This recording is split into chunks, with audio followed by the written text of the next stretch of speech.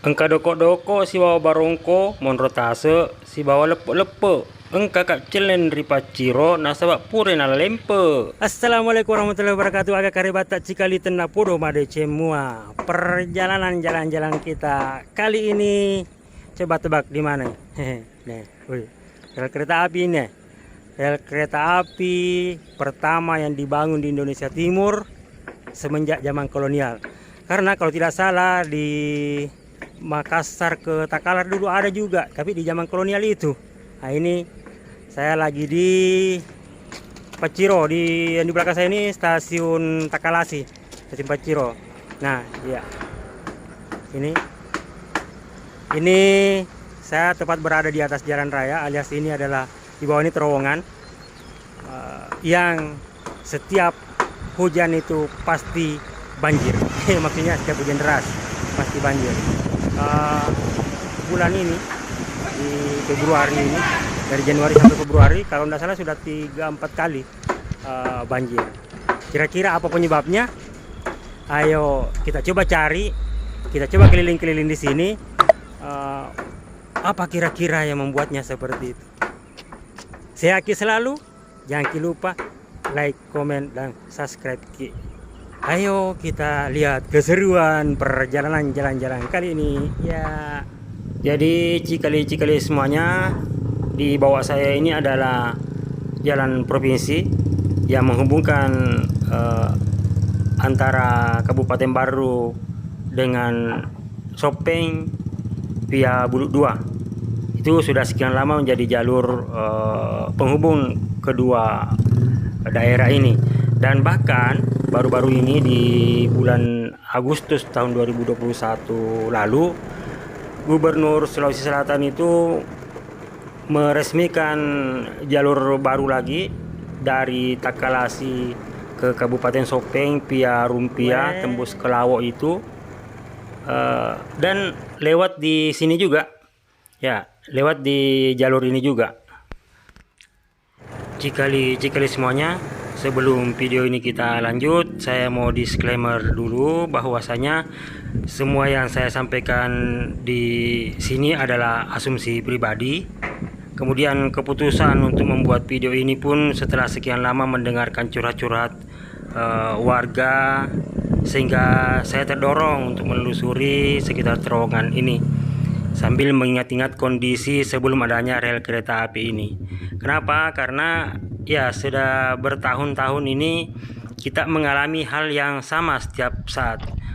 Ini langganan banjir. Jadi di terowongan ini langganan banjir. Nah, kalau tidak kita pikirkan sama-sama, maka ya berarti kita membiarkan hal ini terjadi lagi di tahun depan, dan tahun-tahun yang akan datang.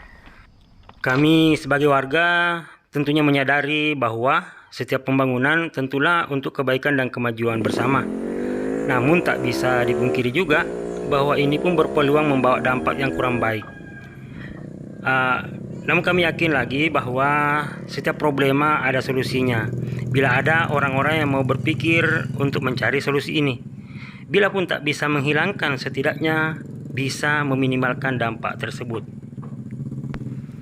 Seperti halnya terowongan Paciro yang jadi langganan banjir ini. Bisa jadi kita berpikir bahwa memang setelah pembangunan rel kereta api ini cuacanya lebih ekstrim dari biasanya, sehingga terjadi hal-hal yang seperti itu.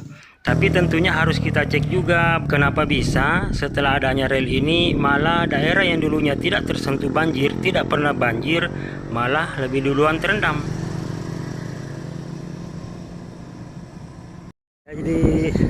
Jadi di sini saya berdiri sekitar ya mungkin adalah 100 meter dari terowongan sana, dan sependek pengetahuan saya bahwa banjir itu kalau lagi ininya sampai di sini ya ini. Nah, padahal dulu ndak pernah sampai ke sini sebelum adanya terowongan ya.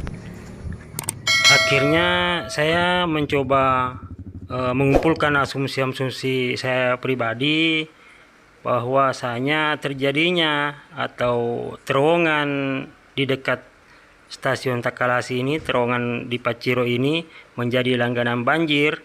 Ya, asumsi saya yang pertama adalah air luapan dari Balusu yang dulunya menyebar menerobos lewat Cawedu, menyebar hingga Paciro ketika hujan deras atau ketika ada banjir di sana, saat ini terhalang sama rel ini. Jadi tidak bisa lagi menembus Paciro, tapi malah menyebar ke Lawampang yang notabene adalah lokasi yang lebih tinggi daripada Paciro ini, dan dulunya tidak pernah tersentuh banjir.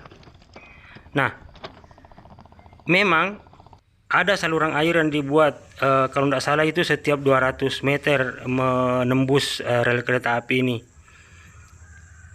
Tapi saya lihatnya sih pastinya ini kewalahan. Akhirnya aliran air itu mencari jalur lain dan mendapatkan jalan luas di terowongan di bawah rel ini. Akhirnya kan menjadi alur deras, jadi arus deras maksudnya.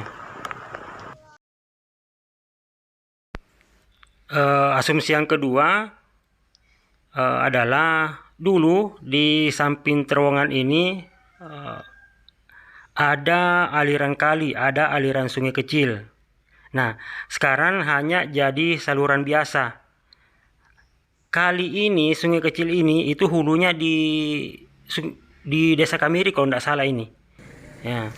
Nah, pada saat hujan lebat, selokan ini yang dulunya sungai di situ pun tak mampu menampung debit air sehingga tumpah ke terowongan juga yang posisinya lebih rendah karena dibuat cekung. Ya, saya tidak tahu juga kok dibuat cekung ini. Asumsi ketiga yang jadi penyebab genangan juga adalah jalan di bawah terowongan ini dibuat cekung sehingga memicu jadi tempat genangan. Ya, pastilah dari yang mengerjakan kemarin ini punya pertimbangan juga kenapa dibuat cekung seperti itu.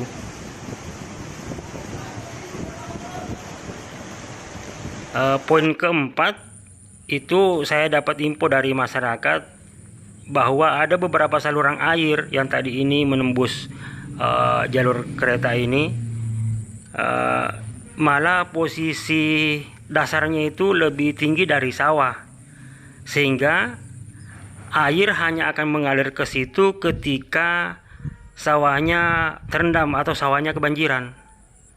Ya, ini pun perlu saya cek juga ya, karena saya belum ketemu langsung, baru satu yang sempat baru satu saluran yang sempat saya lihat tadi. Yang kelima yang mau saya sampaikan juga di sini, dan poin ini mungkin tidak berkaitan langsung dengan banjir, akan tetapi berkaitan dengan terowongan ini juga, bahwasanya saya tidak tahu berapa sebenarnya ketinggian dari terowongan ini harusnya. Cuma yang menjadi pertanyaan, kenapa setiap ada mobil yang mengangkut alat berat yang lewat di sini, alat beratnya harus turun karena nyangkut. Ya, saya beberapa kali mendapatkan itu. Ya, saya tidak tahu berapa seharusnya ketinggiannya ini. Apakah memang sudah sesuai seperti anjuran atau bagaimana? Entahlah di terowongan-terowongan yang lain. Ya. Jadi ini 5 poin yang sempat saya pikirkan sampai saat ini ya, Cikali semuanya.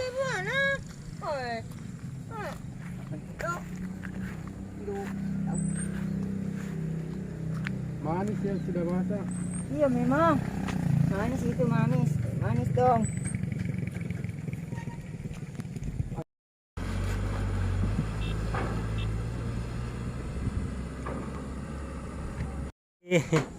Di sini kemarin yang banjir, bahkan 2 tahun kemarin itu awal-awal dibangun ini rel.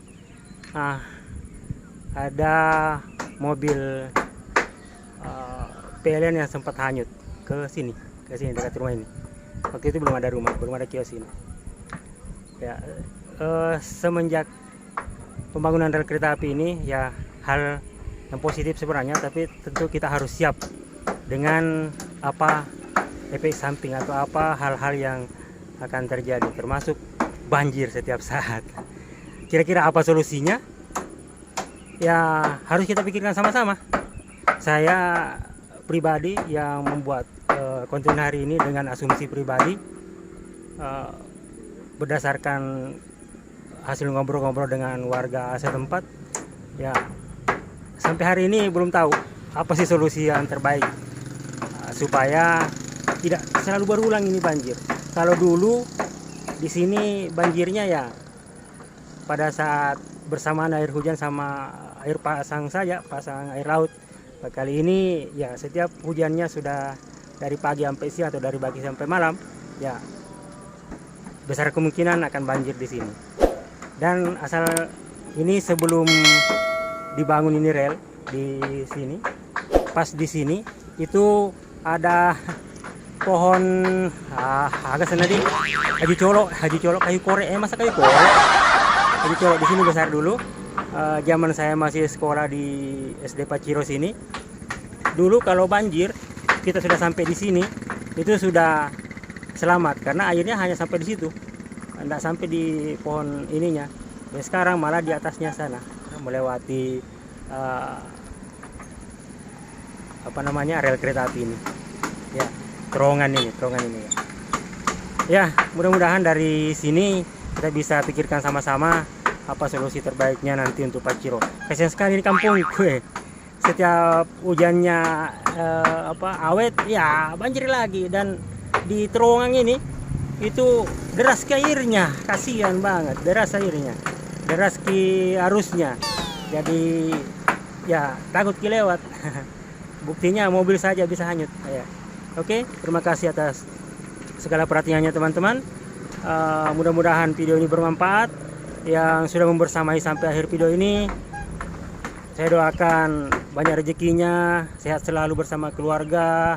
Yang belum ketemu jodoh cepat dapat jodoh ya. Jangan lupa subscribe ki, like ki, dan komen ki. Kalau ada saran-saran untuk solusi banjir di Paciro ini, di bawah terowongan rel kereta api ini, ya titip di komentar di. Yuk, assalamualaikum warahmatullahi wabarakatuh. Muhammad Mugis dari Paciro.